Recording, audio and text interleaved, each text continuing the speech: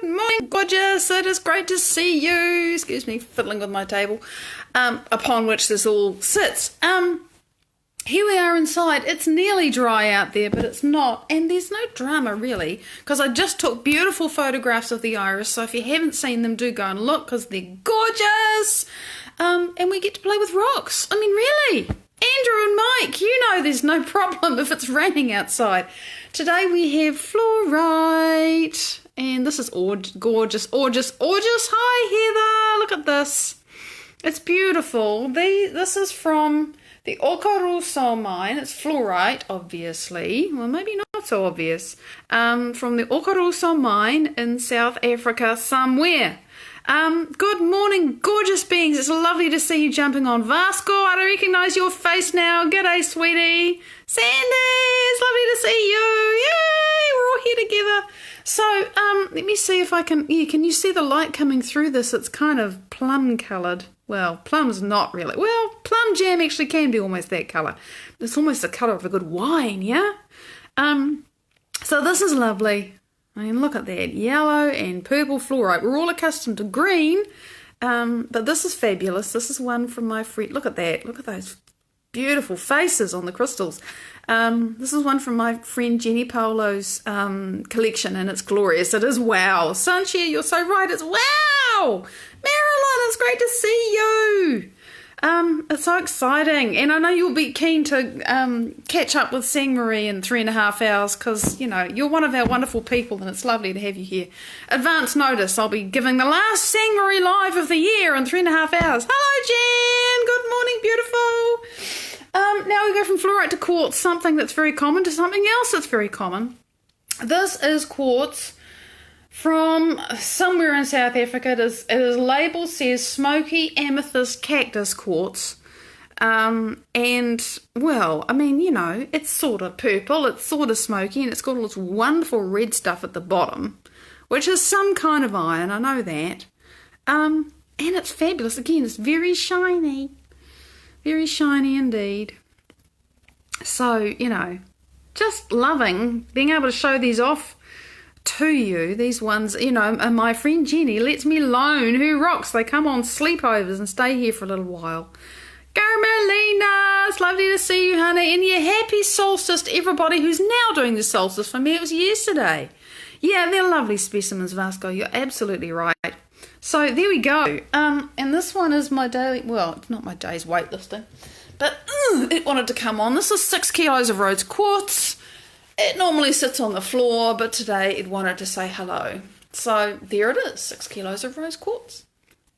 And you can see it came from a mine. That is the imprint of the miner's drill. They mine it. Good morning, Meredith, because this is titanium ore. Let me not drop it. It'd make a huge hole in the floor and potentially in my foot. But there you go. There it is. It's amazing. This is just a big old chunk that came in a container with a man who goes to I've got to put it down now. Goes to South Africa from time to time, and brings some of it here. So yeah, it's massive, and that's not allowing for the. You can't really see it, but right behind me, that piece there is a 20 kilo lump. I'm not picking that up to show you. Okay, that's beyond me. So, this morning, I mean, I can pick up 20 kilos, but not to wave it in front of the camera. I'm actually quite strong. I'm only 5'2", right? For anybody that thinks I'm 6 foot tall. No, 5'2", 155 centimetres, little body, but I can still pick up 25 kilos if I need to. Not for very long, but I can. There you go. Now you know how strong I am. Yoga's done a lot for me. Yeah, it is a bit wow. I feel a little bit pleased about it when I have to. So today I want to talk about a question that one of you asked a little while ago, yesterday in fact, about criticism and judgment and being afraid of criticism and judgment, and what do you do with that? And this is a big block for me, and you know, all of that. And it's pretty in your face for many people at this time of the year, because we're all kind of thinking, oh, I'm going to get together with my family. And look, families are not always about criticism and judgment, but many people do experience criticism and judgment in the family space. And, some of it's not even conscious. It's, a lot of it's not malign and intent. It's just automatic. It's programmed. It's the dynamic. It's how it's always been. And then, there's experiences that we remember from the past, whether it be a past life experience that you feel is true for you. And I do absolutely know to be true that we live more than once. For me, that's a truth. But the piece to make it paradoxical and mind-bending is that I personally experience that we live many lives and we live them all at the same time. Nora, it's great to see you! Because I've spent enough time in the quantum to know that there is no time, and that the quantum physicists don't actually understand, and they're talking to philosophers when they do this, they don't understand why we experience time as a linear thing. Because it isn't actually. Time is all happening now on the head of a pin. And when that makes sense to you, which it does to me because of the experiences that I've had about my own past and future lives. I mean, what's the difference if time is all now? Why are we so tied up about that was before and this was after, It's a big subject, but maybe that's enough said for me. It's just not a big deal. It's all now. So if I have traumatic memories from quote unquote another lifetime, if I am firing the neural net in my brain that is associated with those memories, like I am remembering that thing, I had a past life regression and it was a powerful thing and it was painful and it resonates with me now as really real and I can see the patterns in my life and all that. But every time I revise that story in my brain, I am firing up those neural nets again. And remember, every time you fire a thought, g'day Robin! That associated chemistry that goes with that thought flows into your body. And if you do that well enough, good, bad, or indifferent, as far as your body's concerned, it's having the experience now. It's not in the past, it's now. Which, of course, is how we condition ourselves chemically and neurologically, remember, because every time you have the experience, you enrich those neural nets and make it a little bit bigger, make it a little bit stronger, make it a little bit more enriched by experience, and then the chemistry is stronger. This is how, something that was small over time can be manufactured in our minds to something that was huge. I've seen it happen. And it is a fact. My inspiration, Dr. Joe Dispenza, often cites, when he's talking about this, he cites research that has been done about long-term memories. Short-term, we're pretty good at saying what happened yesterday, but long-term memories, you know how much of those we make up? 50%. 50% of what we remember from 20, 30 years ago didn't even happen. It's just created because we keep on firing the neural net and we enrich and go, oh, how awful that was, and all of that. And the oh, how awful makes it more awful. So every time we do that, you are then keeping yourself in the past, in the present. Honey, do you want to do that? Emotions do not know about time. But the problem is you probably don't want to feel that way. But remember, if you're thinking the thought and feeling the feeling, and you've been doing that for 20 years or your whole life, because, some people just come in and it's like they just have this thing, this program that's running in their body from the moment they're born. Hello, that's me. I didn't even know it until recently. Oh my God, I made this decision before I even came into the body. And I'm undoing it at the moment. It's real interesting, let me tell you. Because when I say undoing it, I'm not analysing how, why, when, where and who and what. I don't give a stuff. But I am teaching my body, literally, to feel differently, and I'm teaching myself to think different thoughts. And do you know how much will it takes to do that? Because the old thoughts are so familiar and so intoxicating and so easy. Oh my God, some days it's just exhausting. But if I give in to my body wanting to go back to feeling that old crap, well, I give into it. I'm back in my past. And so the decision I have to make, and we all have to make at this point, you think, oh my God, I've been feeling like this for so long. I have chemically conditioned my body to be actually addicted to these horrible feelings. Yeah, hello, me too. Oh my God, I have to teach my body something else. And to do that, I got to know what that is, which can be very weird. It's like I'm starting, for the last however long, 30 years, I have really been in survival mode about just keeping the mortgage paid. I mean, I don't have a mortgage now. Isn't that awesome? Amazing. Never felt abundant about it until relatively recently. Keeping everything paid because my husband had an injury and couldn't get work and tra-la-la-la-la. And I've just been working hard and my day's full. And there's, and if I want to put something in, well, something else has to come out. And I am at the moment playing, poking, not working at. I want to say trying, but that's not the right word either. I'm just exploring how my life might look if it's not like that. And the thought is almost, what? Well, it is really, what? I have difficulty imagining it. I don't know what it looks like. It's unknown to me. Really unfamiliar. So, if you've been used to experiencing judgment and criticism, being blamed and shamed and made guilty and bad for whatever reason, however reason, and then of course that puts you in victim mode.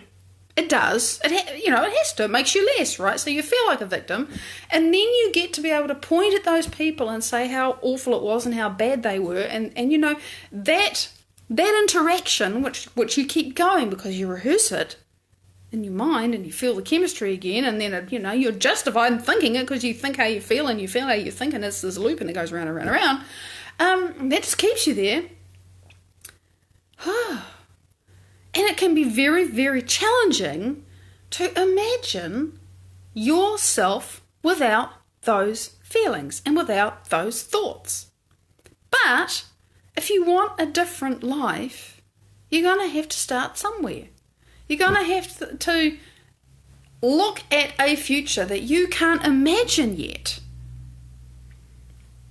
And you're going to have to start imagining what it's like for me, to still be incredibly impactful, to change millions of lives. It's my passion, it's my desire, it's my dream, but not to be busy the whole day. To have more time to meditate, more time to create, more time to be with people, more time to take photographs, more time to go for, whatever. To imagine yourself feeling so strong in you that you don't give a flying feck what other people think. I've had to do some work on that too because I internalized everything so horrible. It was horrible. The whole thing of beginning to imagine, conceptualize, speculate is a word that Joe Dispenza uses a lot. About who I could be if that's not my life. What would my future look like? How would it feel? Who would I be? What would I say? What would I not say? Who would not be in my life? Who would be in my life that I can't even imagine? But what sort of person? You actually have to get creative. And when you do that, you engage the frontal lobe, the thinking, creating, rational, the part of the brain that can actually take you somewhere new. As long as you're in those survival emotions about fear and feeling awful and reproachful and guilty and shameful and angry and, whatever else it is, depressed, you are stuck in your past, and those are stressful emotions, and remember I said it yesterday, they turn off the creative part of your brain. The frontal lobe goes to sleep when you're in survival. If you're in survival, you've got to run away from a lion. You're not interested in creating a new future. You're just looking after your body, and you're worried about the environment and how quickly you can move through it, how long it's going to take you to get away from the threat, period. And when you're doing that, it's the animal brain that's doing that, the one that lashes out, the one that runs away, the one that freezes in fear, the one that can't think of what to say, the one that, after all the shit's been dumped on you and the people have gone away, you can think of 50,000 things you'd say to them that would we've all done this. I would say this, and after all of that is over, but at the time you can't think about it because you're in survival. Your brain is just running away from a lion. And of course, we don't want to become the person who has the 50 put-downs and shits on people either. So who are you when you're not a victim? when that whole sense of, oh, they hurt me so much and I'm so angry at them and I'm locked in the cycle of blame and victimhood, who are you when you're not that? Who do you want to be? Because while you keep thinking and feeling that way, you are literally making love to your past. You are saying, let me stay in this treadmill and keep feeling and thinking this way forever. If you want something else, you've got to think and feel differently. And it's very hard, okay? It's very hard because your body is addicted and your brain's got a lot of hardware in there about how awful it was. It's very easy, intoxicating, so easy to do and be that. But if you want something else, you have to decide what you're more in love with and what you're going to make love with. Because where you put your attention, where you put your focus, that's where you put your energy. And whatever you put your energy on, that's who you're being, really. And the universe has to endorse who you're being. So if you're being, I'm someone who gets dumped on and I feel angry about it and I feel justified to blame people and I feel resentful. The universe has absolutely no choice. It's got to endorse you by giving you more opportunities to experience just that. The universe is not punishing you. It's just, this is a place of free will. Where you put your attention is where you put your energy. Where you put your energy, your energy literally is your emotional state, your resonance, your signal to the universe that says, bring me this in bucket loads. It has no choice in the matter. It's got to endorse who you're being. So to change what your experience is, you've got to change who you're being. And then we're back to the fact that that's challenging. But let's do a little something with that. We've got time. Having explained the problem, you've got to be more in love with your future than your past. So let's say you have no idea what your future is like when you don't feel like the victim and you're not constantly walking through your life fearing being, having a brick thrown at you. And I know what that's like too. I do. You can always go for feeling safe, right? Feeling safe is a good feeling to start with, and most of us have some idea of what that's going to feel like. If you feel like the world is throwing bricks at you all the time, feeling safe is a great place to start. So, okay, let's do that. Let's practice this switch. And if you're working on changing something else, then get aware of what your before thing is that you want to change. And have a little awareness of the after. How do I want to be? If I'm here and this is here where I want to be, how does it feel? Notice I'm on about the feeling, because for many months I've had no idea except the feeling. And that's all I've been working with, is the feeling of my own wholeness and my own freedom and my own abundance and my own everything else.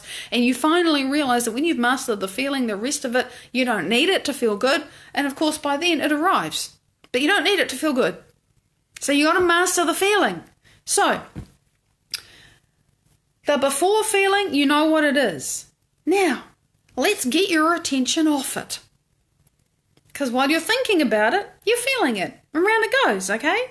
So, we're going to do it my quick hack way. Put your awareness in the center of your chest. I always bang my breastbone. Your thymus is right under there. It's the thing that drives your immune system, makes your T cells, and, I need to learn about the thymus. That's about all I know. Really important gland. Heart center. Put your awareness like this far inside your body, not on the front, inside, in the center of your chest. And breathe in and out of there. Just put your awareness there. Go on, stick it inside your body. It's a weird thing to do for some and very easy for others. If it's unfamiliar, that's okay. Just give it a go. Imagine your body is a three-dimensional thing. You're inside it, so put your awareness inside there. It's the very center of you. It's the heart bridge. It connects the animal part of us and the divine part of us. Everything is here. So, now I can feel you starting to put your awareness there. That's great. I can feel it in the field, I can feel it when you change your state from here. So, put your awareness here and just let your breath flow in and out of your chest, which is a weird thing to do the first few times. It was very confusing for me, but I got better at it. Breathe in and out of here. And you can put your hands here if you like. That helps me put my awareness there. Breathe in and out of your heart. And what you're going to do is, as you breathe in, you can imagine that the energy, and you can think of this like a balloon, or you can give it a colour, or a flower. A flower is really nice. There's a reason why the Hindus use the lotus, the many-petaled lotus. Whatever it is, as you breathe in, you can imagine it kind of filling up, swelling. And as you breathe out, you can imagine it opening it just a little bit. You can't force a flower to bloom. Open it out a little bit.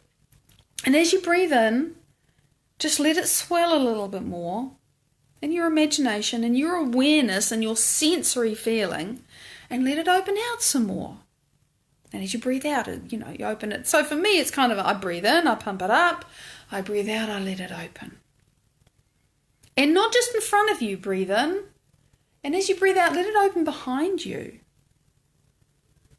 And so you breathe in and you let in some more love from the universe, because now you're focusing on love, so the universe can give you more of that. It's that simple. I didn't say it was easy, but it's that simple. Focus on love and allow the universe to give you more of that as you breathe in. Pump yourself up with it. And then as you breathe out, allow the flower to open. And you see, you're not thinking about that other thing for the moment, are you? It might be loud in your ears and saying, I want to keep doing that. But no, keep your awareness in your heart and breathe in your awareness that something bigger than you is trying to get love to you. Believe me, it is. Even if you feel like the entire universe has it in for you, hates you and doesn't want you to have this, I'm telling you that's a lie. The universe wants to get love through to you. It adores to love on you. It's just waiting for you to focus on the same thing that it wants to give you so it can give it to you. So focus on love, breathe it in, and as you breathe out, allow this flower, this energy, this whatever it is you're choosing, to get bigger and to open to receive more, like the flower opens to receive the sun. And I can feel you playing with this. Do it again. I haven't got the yes inside me to stop doing this yet. So you breathe in, allow the universe to send you love. By the way, this takes practice. It's taken me months to even start getting any kind of proficient at opening my heart, because it was so slammed shut. All right? I speak from experience. Breathe in. Let the love come in from somewhere that you can't imagine, that you are sure doesn't exist, but let it come in anyway, and let it open your heart some more. And keep breathing. And all you're doing is changing your focus and very determinedly using that fantastic frontal lobe of yours to say, no, I'm not listening to the other stuff. Keep breathing. Breathe in love that you don't even know exists, that you can't even imagine, that is much, much bigger than you, that is wanting to get through to you. Breathe it in, and when you breathe out, let the flower open some more. And every time you do this, I can feel the shift. I can feel the community energy that we hold together, and it's changing. And some of you are wrestling with it. I can feel that too, but that's okay. When you wrestle with it, you're not just giving into it. Every time you take that breath and choose to keep your focus there, you're choosing yourself and your future instead of your past. That's, it's moment to moment. We think, oh, I didn't feel ecstatic, there's something wrong with me. No, you wrestled with the monster. You said, no, I'm not just going to keep letting you drive me into the same old pattern. I'm making love to my future. I'm choosing. I can feel you still doing it, because my heart's kind of lighting up, because we hold this energy together. And okay, so I invite you to stay with that. Oh my God, yeah, we're over time. You can play so much with this. You can use sacred geometry in there. You can use whatever you like, but a flower is really good because it's easy to imagine opening. So, there you go. Very simple. Do that. You are coming into heart coherence and you're opening your focus at the same time, and that is going to help create some quick coherence to help you feel better and change your state. And that's what we've got to do. And when you've done that, you can start paying attention to that person you want to be, because it's easier now. Yeah, I run over time when it's nearly time to stop. I am going to have to stop, I'm pretty sure that I'm going to go until Christmas Eve, which will be the 23rd for most of you. So that's what I'm going to do. Big love. I will see you in 3.5 hours if you'd like to jump on and celebrate with me. It's been an astonishing year for everybody, and it's been an astonishing year for our Sang Marie Gomez, and I'd love to tell you what we've achieved this year. It's been amazing. Very much love. I'll see you then. Bye-bye.